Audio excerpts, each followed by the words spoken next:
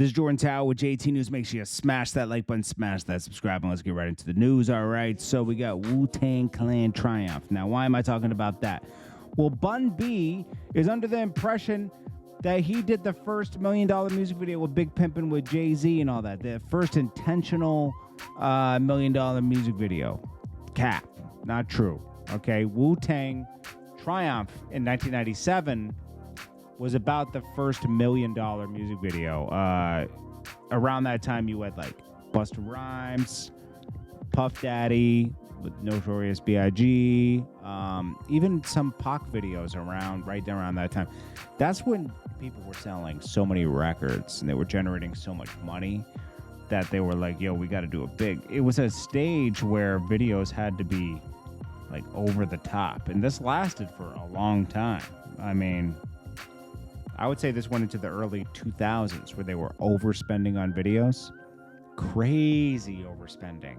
There was not enough money for them to be spending money like that. But that's what they were doing. That didn't stop until like, it started to stop around 05, 06. You know, it started to dwindle out. And then now we're in this stage where it's cheaper to film and all that other stuff as well. You know, before they were filming on 35 millimeter film. Very expensive to edit. From top to bottom, it's very expensive. And Triumph had like, even though if you look at it now, you're like, how did it cost $1 million? Back then, those special effects were a lot. The Big Pimpin' video, just renting the yacht and everything, was just, you know, flying all the girls in and all that. I still don't see it costing $1 million, but it's possible because Hype Williams was notorious for spending $1 million in a video. He pocketed a lot of that money too. He must have pocketed a good. I would imagine each video, Hype Williams, I heard he used to charge $20,000 just for a treatment, right? Just for the treatment, even if you don't do the video. Then yeah, I would assume he made $100,000 a video. He was doing a lot of videos. Then you got Lori Harvey here lying. She was like, they were like, she doesn't do many interviews, so she did this interview. She's acting like Steve Harvey's her dad when it's not. It's her stepdad, okay? She does have a dad. I don't know if he's alive or dead. I don't know, but she's talking about, oh, what's one thing that people don't know about you? She's like, well, people think that I've dated a dad and his son before. That's not true.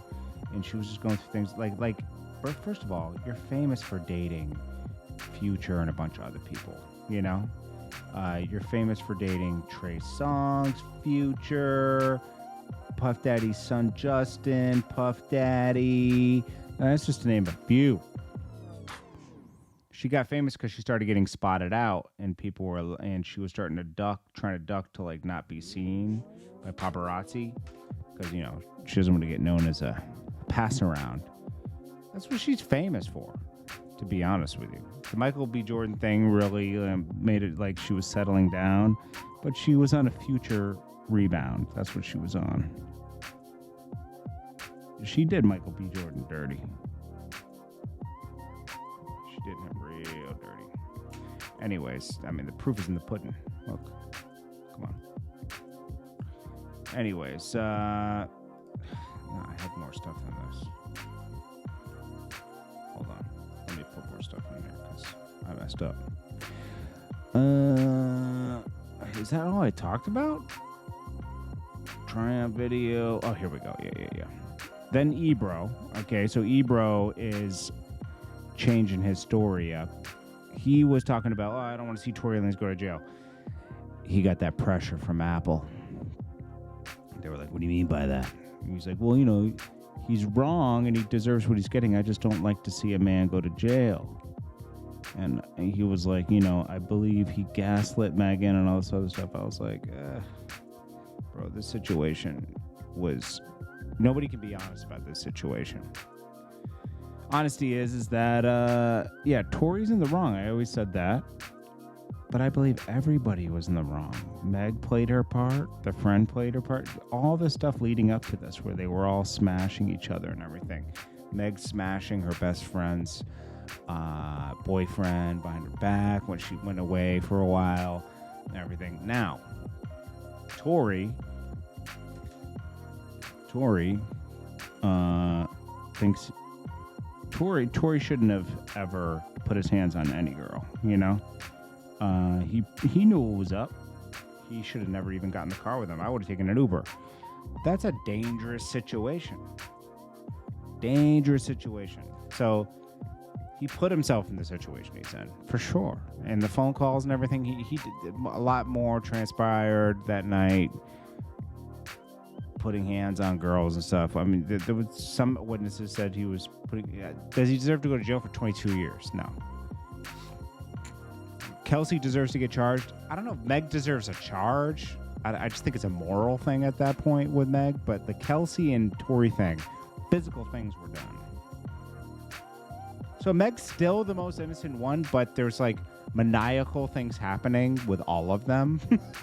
Mostly Tory and Meg that are like bad, you know, that resulted in such a horrible situation.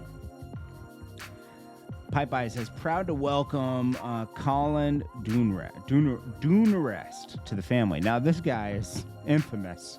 We all remember the meme as him as a kid with the Popeyes line, and now he's a state champion. I'm glad that they're finally like recognizing him and making him part of something. Hopefully, he gets a bag, get some money off that stuff.